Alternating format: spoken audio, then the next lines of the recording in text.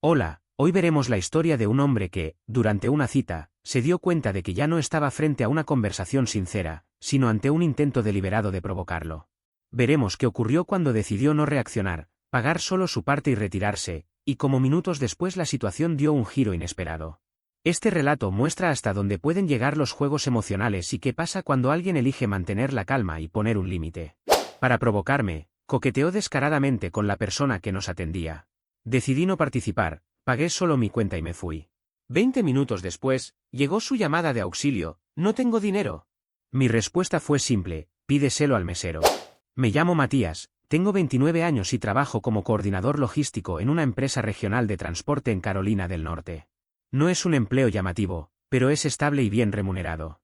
Mi trabajo consiste en gestionar cadenas de suministro y asegurarme de que los camiones lleguen a donde deben, cuando deben, sin errores absurdos.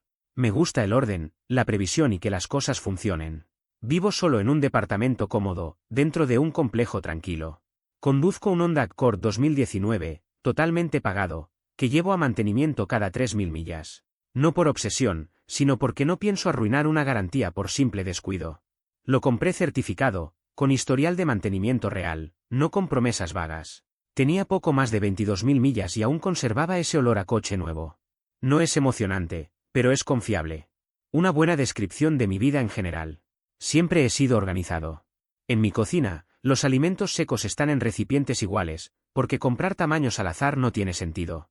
Mi armario está ordenado por colores, porque no veo por qué vestirse debería parecer una búsqueda del tesoro. Mi teléfono tiene aplicaciones agrupadas por función. Algunas personas lo encuentran encantador, otras exagerado. Yo lo llamo no vivir como un desastre. Conocí a Valentina unos 8 meses antes de que todo se desmoronara. Fue en la fiesta de compromiso de un amigo. Ella trabajaba como representante farmacéutica, siempre bien vestida, segura de sí misma. Empezamos a hablar de lo absurdamente costosas que son las bodas y coincidimos en que, al final, funcionan como campañas de marketing para el matrimonio. Se rió cuando comenté que el bar abierto era lo único honesto del evento. En ese momento pensé que conectábamos bien. Al principio, salir con Valentina fue sencillo. Le gustaba que llegara puntual, que planificara las citas con antelación y que pudiera mantener conversaciones que no giraran únicamente en torno a deportes o videojuegos. Los primeros meses fueron realmente buenos. Ella me enviaba fotos desde sus visitas a consultorios médicos, con comentarios irónicos sobre médicos incómodos o café horrible. Yo le contaba sobre retrasos en envíos y problemas logísticos. Había una dinámica fluida, sin drama. Su trabajo la obligaba a viajar constantemente por el estado, así que nuestros horarios requerían coordinación casi militar. Los martes y jueves se convirtieron en nuestras noches fijas para cenar juntos, porque eran los únicos días en los que sabía que no estaría en carretera. Yo elegía los restaurantes con una semana de anticipación, hacía reservas y organizaba todo con método. Pronto entendí que Valentina era exigente con la comida. No en un sentido caprichoso, sino en uno práctico, sabía lo que le gustaba y no quería perder tiempo en lugares mediocres. Así que empecé a llevar una hoja de cálculo con los restaurantes que visitábamos, lo que pedía, su calificación sobre 10 y detalles como estacionamiento disponible. Era eficiente y evitaba repetir sitios que no le habían gustado. Cuando se lo mostré, alrededor del tercer mes, le encantó. Decía que era tierno que prestara atención a sus preferencias. Se lo contó a sus amigas, presumía que yo recordaba sus platos favoritos y hasta los detalles logísticos. Su grupo de amigas estaba convencido de que había encontrado a alguien diferente. Valentina decía que le gustaba que yo fuera confiable. Según ella, sus exnovios habían sido inconstantes, cancelaban planes o se olvidaban de compromisos importantes. Uno la dejó plantada en su aniversario de 6 meses para ir a un concierto. Otro nunca organizaba nada y esperaba que ella se adaptara a lo que surgiera ese mismo día. Yo no era así. Responsable, maduro, atento. Palabras que suenan bien, hasta que empiezan a usarse como reproche. Cuando tus virtudes empiezan a presentarse como defectos, algo ya se torció en la relación. Conocí a sus padres alrededor del 4.º mes. Vivían en una de esas urbanizaciones donde todas las casas parecen idénticas y cuestan una fortuna. Su padre, Ricardo, asesor financiero, pasó la cena entera dándome consejos de inversión que no le pedí. Su madre, María José, insistía en saber cuándo íbamos a ponernos serios y darle nietos, pregunta que Valentina cortó rápidamente. Aún así, parecían agradados conmigo. Ricardo valoró que tuviera un plan de jubilación. María José se impresionó de que llevara vino y recordara que prefería blanco al tinto. El grupo de amigas de Valentina era variado. Camila, Su mejor amiga, trabajaba en marketing y tenía la vida bastante ordenada. Nos llevábamos bien. El problema era Francisca. Siempre hacía comentarios sobre los domésticos que éramos, que parecíamos un matrimonio mayor, que eso debía ser aburrido para personas de nuestra edad. Valentina se reía, pero empecé a notar que después de salir con Francisca volvía diferente.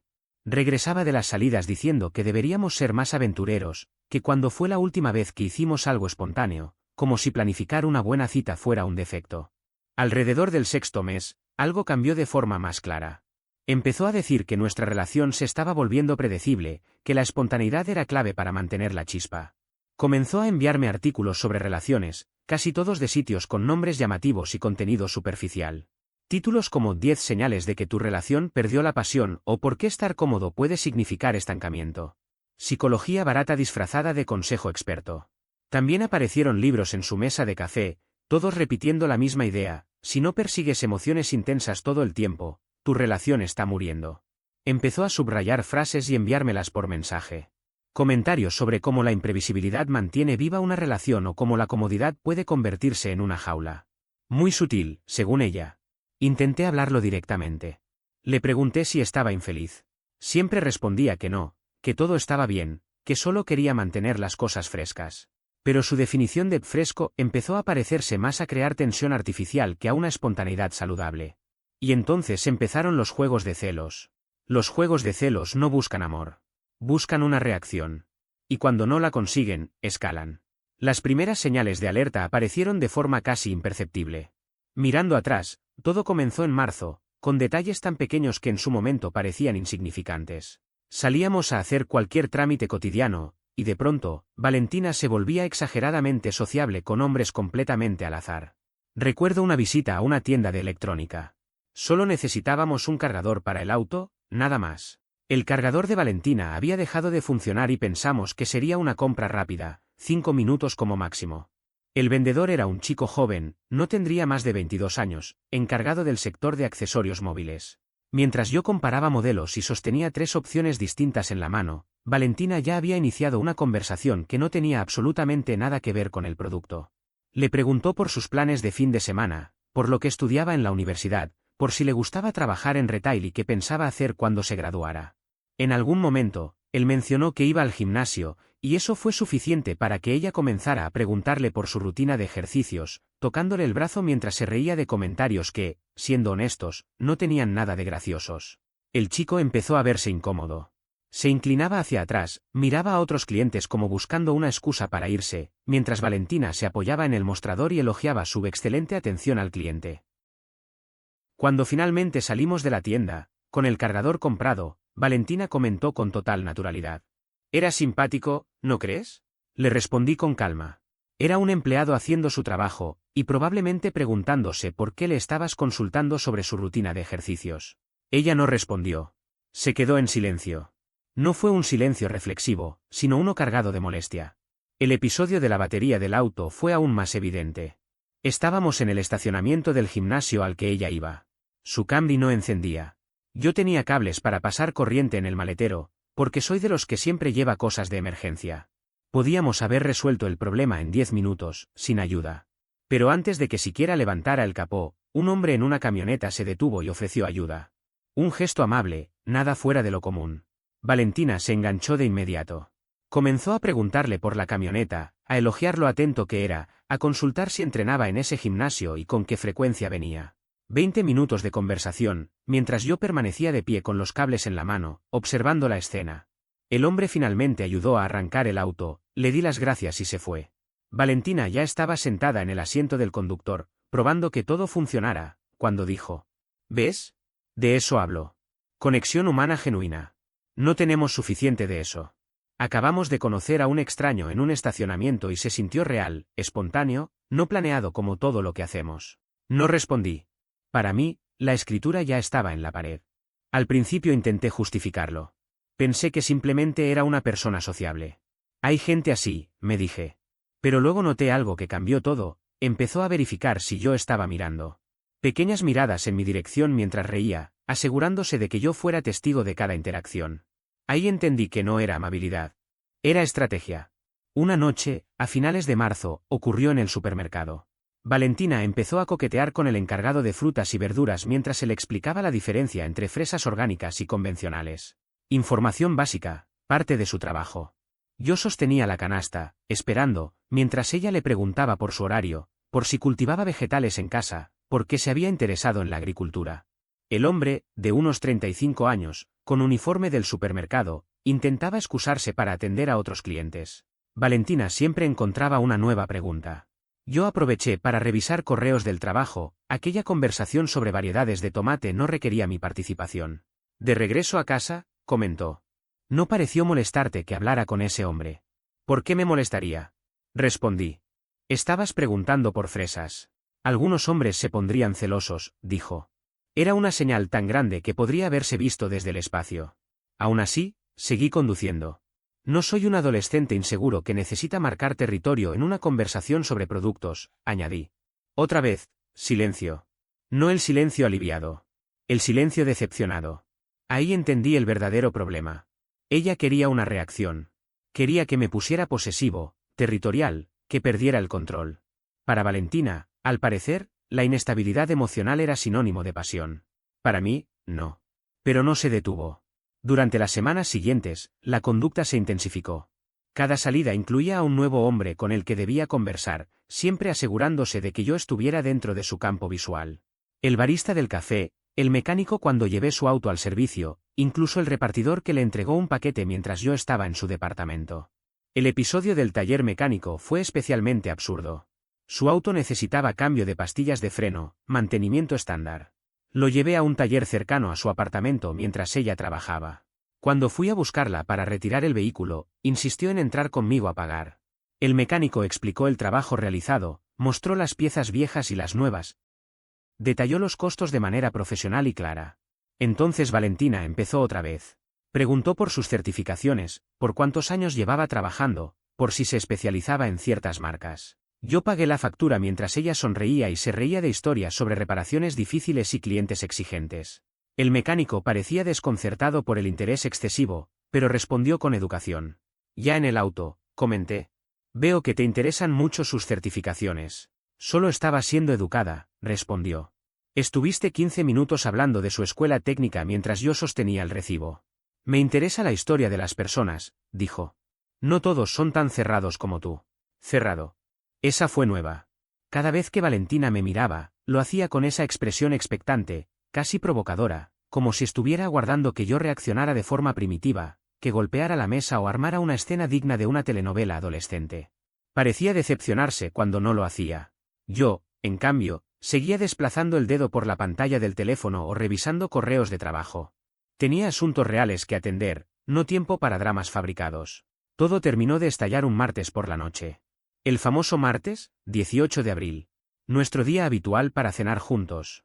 Había hecho una reserva en un restaurante nuevo del centro llamado Harvest Kitchen. Valentina lo había mencionado días antes, después de verlo en redes sociales, diciendo que se veía interesante. Así que reservé una mesa para las 7 de la tarde.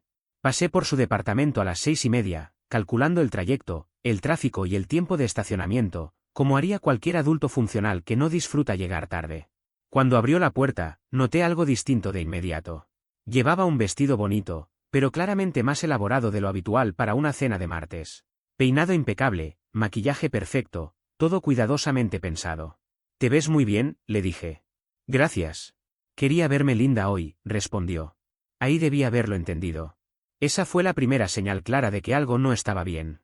Llegamos al restaurante puntuales.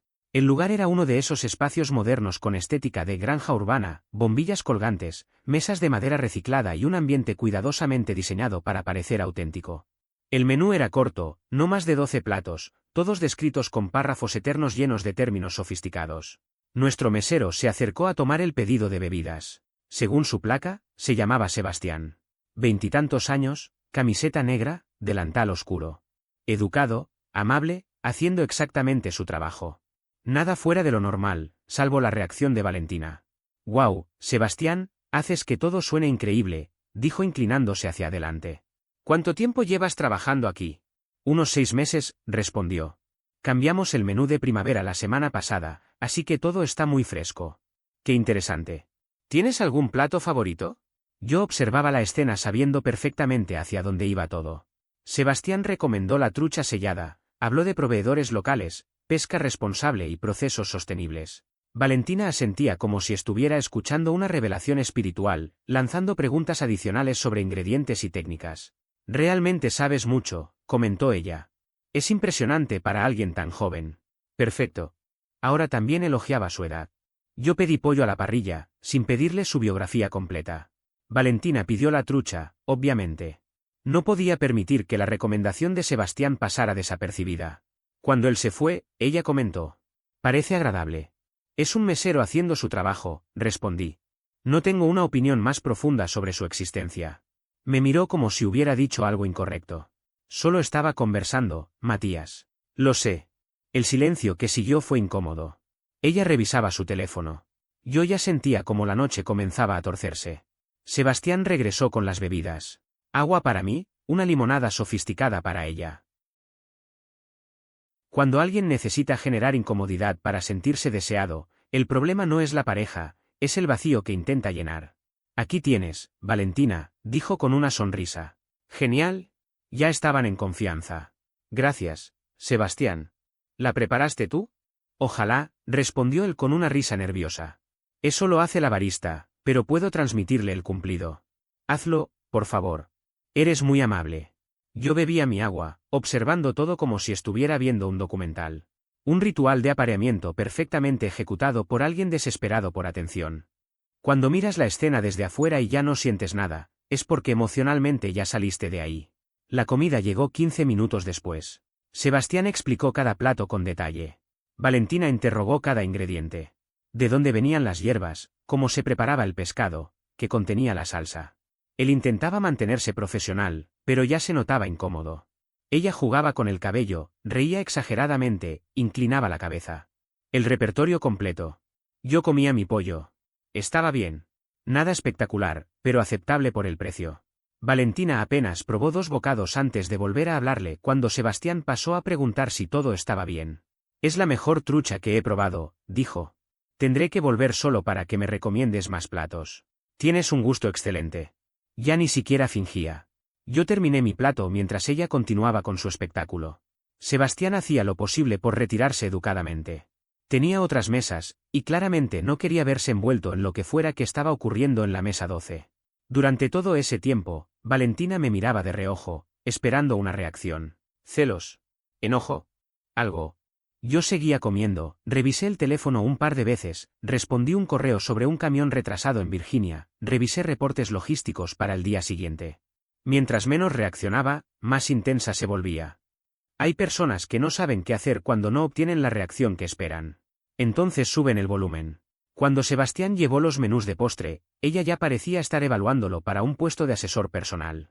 ¿Estudias algo, Sebastián? Pareces muy inteligente. Estoy terminando administración de empresas en la universidad. Eso es increíble. Seguro algún día dirigirás este lugar. Él soltó una risa incómoda y se excusó. Valentina me miró, claramente frustrada. Estás muy callado esta noche. Estoy disfrutando la comida. No has dicho nada en toda la cena. ¿Qué esperas que diga? Podrías participar. Mostrar interés. Pedí comida. Comí. Estoy aquí. ¿Interés en qué exactamente?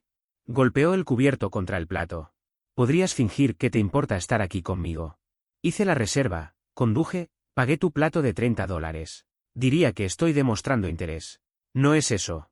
Lo que quieres es una reacción. Y no te la estoy dando. Su rostro se enrojeció. ¿Qué se supone que significa eso? Significa que llevas 45 minutos coqueteando con el mesero esperando que me ponga celoso, y estás molesta porque no funcionó. El silencio cayó de golpe sobre la mesa. No un silencio incómodo absoluto, sino ese en el que solo se escuchan los murmullos lejanos de otros comensales, el tintinear de los cubiertos y una música indie suave flotando desde los parlantes del local. No estaba coqueteando, dijo por fin Valentina, con un tono defensivo. Solo estaba siendo amable. No todo el mundo es frío y mecánico como tú. Asentí con calma. Perfecto. Entonces voy a pedir la cuenta y nos vamos. Hice una seña a Sebastián, el mesero. Se acercó con cautela, como si temiera pisar terreno peligroso. ¿Nos traes la cuenta, por favor? Claro. ¿Desean ver la carta de postres? No, gracias. Estamos bien. Levanté la vista y noté que Valentina me observaba como si acabara de sugerir incendiar el restaurante. Matías, no he terminado de comer. Miré su plato. Había probado apenas unos pocos bocados de la trucha. Tienes razón. Disculpa. Tómate tu tiempo. Sebastián se alejó y Valentina se inclinó hacia mí, bajando la voz. ¿Por qué te estás comportando así? ¿Así como? Como un tonto. Se supone que estamos teniendo una cena agradable y tú actúas como si quisieras huir. Respiré hondo. Has pasado toda la cena actuando para el mesero en lugar de mantener una conversación conmigo. No seas exagerado. No lo soy. Simplemente no estoy jugando tu juego. No hay ningún juego, Matías. Quizás si mostraras alguna emoción de vez en cuando no tendría que preguntarme si te importa esta relación. Ahí fue cuando todo encajó. De repente, la escena completa tuvo sentido. Valentina no quería estabilidad ni tranquilidad. Buscaba conflicto. Drama. Necesitaba provocar celos para sentirse deseada, como si perder el control fuera sinónimo de pasión. Cuando alguien confunde intensidad con amor, cualquier calma le parece indiferencia. Sebastián regresó con la cuenta. $68 por ambas comidas, más su limonada especial. Saqué la billetera, dejé 80 en efectivo y deslicé el dinero hasta el borde de la mesa. Esto cubre mi parte y la propina, dije mientras me ponía de pie. Tú tendrás que pagar lo tuyo por separado. Sus ojos se abrieron de par en par. ¿Qué estás haciendo? Me voy. No puedes dejarme aquí. Parecías bastante entretenida conversando con Sebastián. Pensé que agradecerías el espacio. Siéntate. Estás siendo ridículo. No. Estoy terminando. Caminé hacia la salida. Detrás de mí escuché a Valentina decir mi nombre varias veces, pero no me detuve.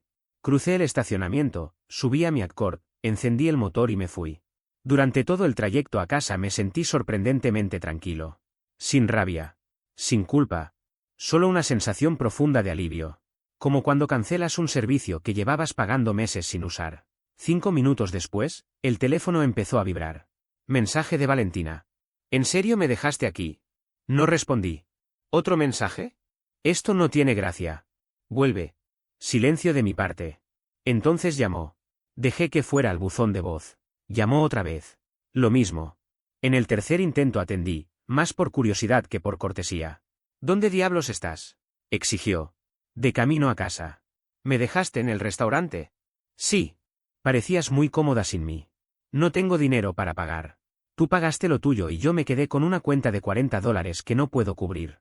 Valentina creció en una de esas familias donde el dinero siempre estaba disponible, pero nunca se hablaba de él. Sus padres pagaban todo. Jamás desarrolló el hábito de llevar efectivo. Usaba aplicaciones para todo, lo cual funciona bien, hasta que estás en un restaurante que no acepta pagos móviles y pasaste la noche coqueteando con el mesero en vez de con tu pareja. ¡Qué mala suerte!, respondí. Matías, hablo en serio. Solo tengo $12. Parece un problema. Por favor, vuelve y paga. Estoy muy avergonzada. No, gracias. Entonces, ¿qué se supone que haga? Y ahí llegó la frase que convirtió ese mes en uno memorable. Pídele ayuda a Sebastián.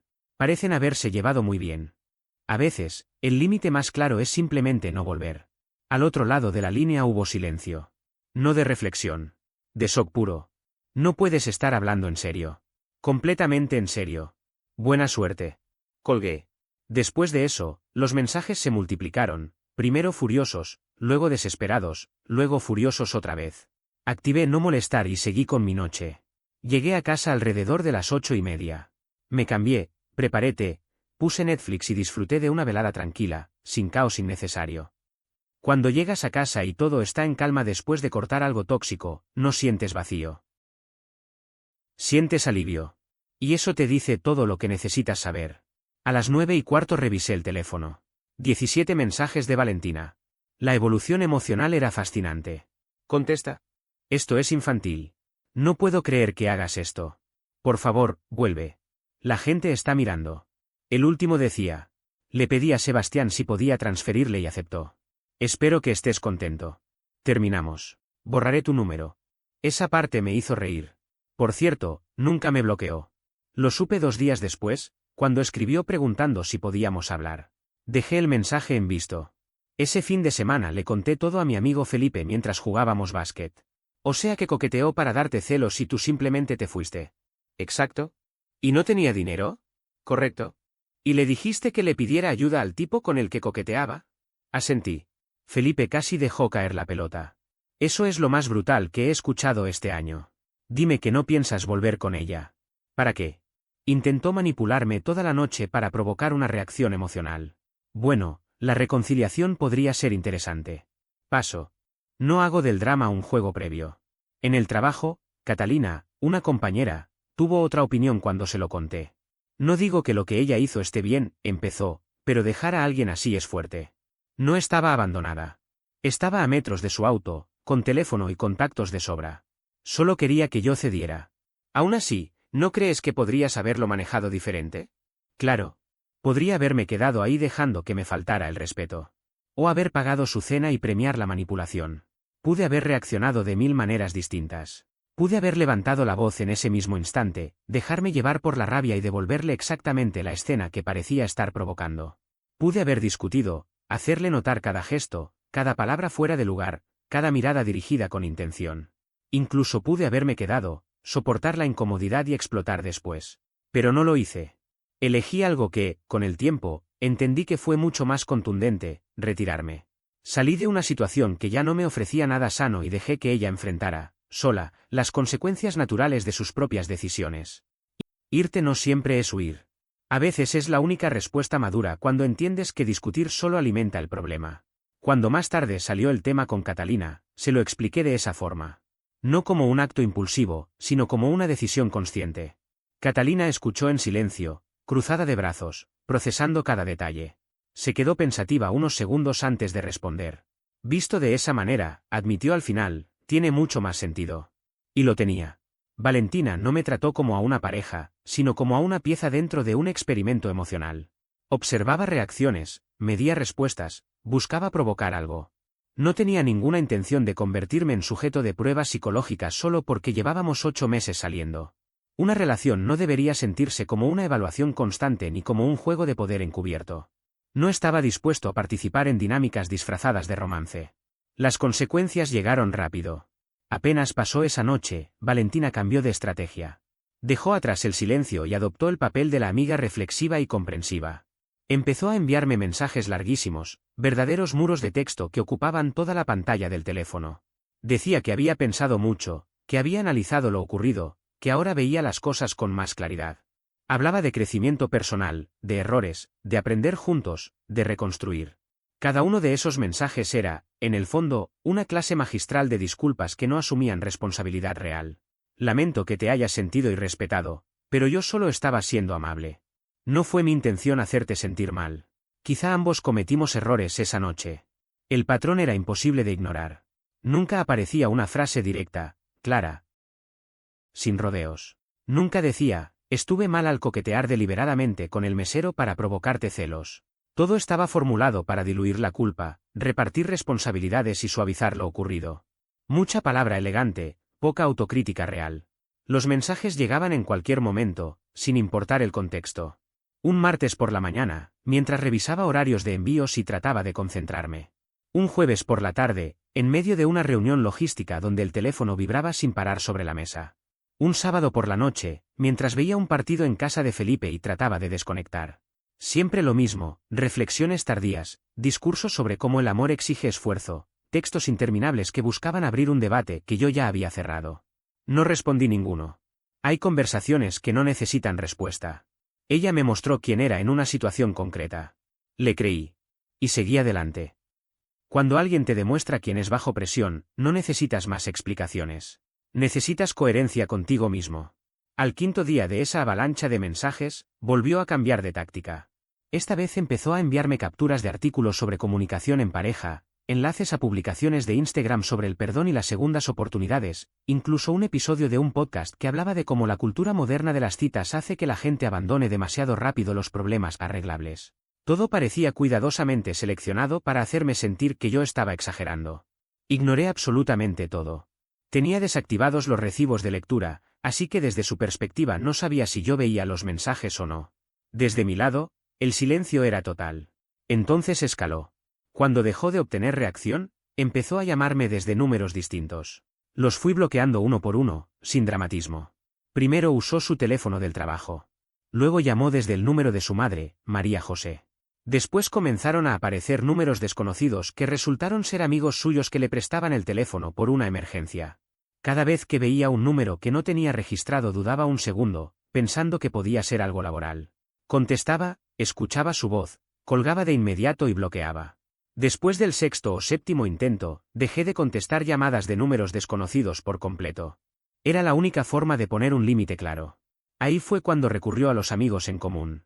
Le pidió a Antonia que me escribiera casualmente, con la excusa de saber cómo estaba y, de paso, mencionar lo mal que Valentina lo estaba pasando. Antonia me escribió un miércoles por la noche, de la nada. Hola, Matías, solo quería saber cómo estabas. Hace tiempo que no sabía de ti. ¿Todo bien? Nunca habíamos hablado a solas. Antonia era amiga de Valentina, no mía. La intención era demasiado evidente. Aún así, respondí con educación. Todo bien. Gracias por preguntar. Genial. Solo quería asegurarme. Valentina comentó que habían terminado y se la notaba bastante afectada. Ya no estamos juntos, respondí. Y prefiero no hablar del tema. Ella insistió un poco más, diciendo que Valentina solo quería cerrar el ciclo. No esquivé la verdad. El cierre lo tuvo cuando me levanté y me fui del restaurante. Lo que busca ahora es evitar asumir responsabilidades. No es lo mismo. Antonia tardó unos segundos en responder. Espera, ¿la dejaste en el restaurante? No me dejó alternativa. Pregúntale la historia completa. Eso suena un poco duro. Pasó una hora coqueteando con el mesero para provocarme celos. Yo me retiré de una situación irrespetuosa. Eso no es dureza. Es respeto propio. No tuvo respuesta para eso. La conversación terminó ahí y no volvió a escribirme. Evidentemente habló con Valentina, porque poco después empezaron a llegar mensajes de otras personas de su círculo. Camila fue la siguiente. Luego apareció un mensaje de Daniela, a quien había visto exactamente una vez en una fiesta. Camila fue directa, sin rodeos. Valentina me contó lo que pasó en Harvest Kitchen. Fue muy frío de tu parte. ¿Te contó también que pasó toda la noche coqueteando con el mesero para manipularme, o solo la parte donde yo no entré en el juego y me fui? Dijo que malinterpretaste su forma de ser amable. Camila le preguntó al tipo por sus horarios de estudio, su rutina de entrenamiento y le dijo que algún día sería el dueño del lugar, mientras estaba cenando conmigo. Eso no es amabilidad. Eso es buscar una reacción. Hubo una pausa larga antes de que respondiera. Bueno, dicho así, sí. Quería drama. Y tú le diste consecuencias. Ahora está molesta porque no le gustó el resultado. Camila, al menos, lo entendió. Me dijo que comprendía mi postura, aunque Valentina estuviera herida, y me deseó que me cuidara. Agradecí esa honestidad, incluso si llegaba tarde. El mensaje de Daniela fue distinto. Un párrafo entero sobre cómo yo debería haberme comunicado mejor, cómo no es correcto abandonar a alguien en público y cómo las relaciones requieren paciencia. No respondí. No iba a debatir ética de pareja con alguien que apenas conocía y que solo tenía una versión parcial de la historia. La campaña de los amigos duró cerca de una semana antes de desaparecer. Supongo que Valentina entendió, finalmente, que no iba a ceder a través de intermediarios. El último intento llegó unas 2 semanas después del incidente en el restaurante. Era sábado por la mañana. Me estaba preparando para encontrarme con Felipe para jugar baloncesto cuando escuché golpes en la puerta. Miré por la mirilla y la vi ahí, de pie, con expresión cansada. Dudé un segundo en fingir que no estaba en casa, pero me pareció una salida que no iba conmigo. Abrí. Hola, dijo, con voz baja. ¿Podemos hablar? No hay nada que hablar, Valentina. Por favor, 5 minutos. Miré el reloj, deliberadamente. Tienes 3. Respiró hondo, como si hubiera ensayado ese momento. La arruiné. Lo sé. Intenté ponerte celoso porque pensé que así demostrarías que te importaba. Fue tonto e inmaduro. Y lo siento. Asentí despacio. De acuerdo. ¿Eso es todo? Preguntó, sorprendida. ¿No vas a decir nada más? Ya te disculpaste. Te escuché. Pero eso no cambia nada. Antes de que lo arruinara, estábamos bien juntos. Éramos convenientes juntos, respondí. No es lo mismo. Tú querías drama, intensidad y caos emocional. Yo quería poder cenar tranquilo sin convertirlo en un experimento de manipulación. Buscamos cosas distintas. La gente puede cambiar. Tal vez, dije. Pero no me interesa ser tu conejillo de pruebas mientras aprendes a tener una relación sin juegos mentales. No hubo nada más que decir. Cerré la puerta con calma. Y por primera vez desde aquella noche, sentí que todo estaba exactamente donde debía estar. Empezó a llorar de inmediato. No fue un llanto espontáneo, Más bien se sintió como el último recurso, otro intento de manipulación. ¿Así que eso es todo?, dijo entre sollozos. ¿8 meses y simplemente se acabó? La miré con calma. Sí, se acabó. No levanté la voz ni me exalté. Le expliqué que podía sentirse mal todo el tiempo que quisiera, pero que, con el tiempo, iba a entender que lo que había pasado nos había hecho un favor a los dos. Al dejarme solo en ese restaurante, al intentar provocarme con ese juego retorcido, lo que buscaba era verme reaccionar, celoso, posesivo, controlador. Quería comprobar si iba a caer en su prueba. No lo hice. Eso nos dio claridad a ambos. Entré al departamento, tomé mis cosas de básquet y me colgué la mochila al hombro. Tengo que irme, le dije. Cuídate, Valentina. Cerré la puerta. Desde adentro escuché su llanto durante 1 minuto más, hasta que finalmente se fue. No me sentí bien por haber hecho llorar a alguien, pero tampoco sentí culpa. A veces lo más responsable no es dar consuelo, sino no ofrecer falsas esperanzas ni aceptar conductas que uno sabe que no va a tolerar. 2 semanas después del incidente del restaurante, Valentina apareció donde menos lo esperaba, en mi gimnasio.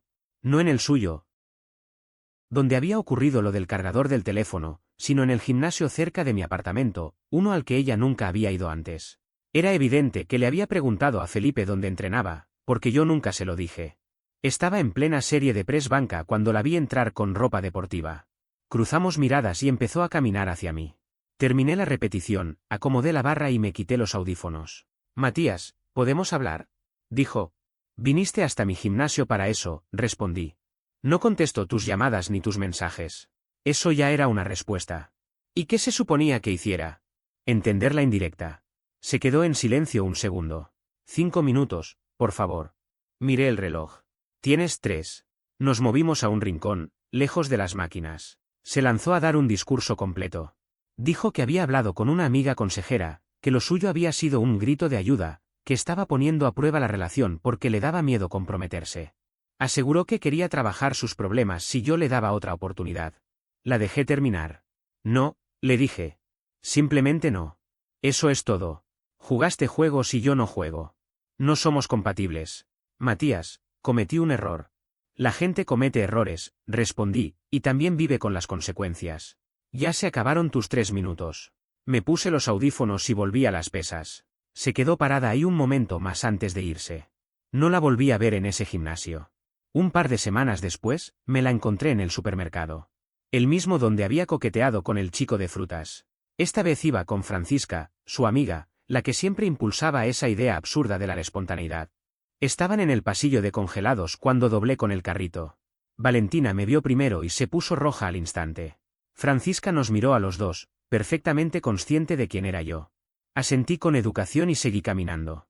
Mientras me alejaba, escuché a Francisca susurrar casi gritando. ¿Ese es él? 5 minutos después, estaba pagando cuando Valentina apareció en la fila de al lado. Francisca ya no estaba. Valentina llevaba una canasta con cosas al azar, claramente había dejado a su amiga para interceptarme. El cajero estaba pasando mis productos cuando Valentina soltó. Escuché que has estado diciéndole a la gente que estoy loca.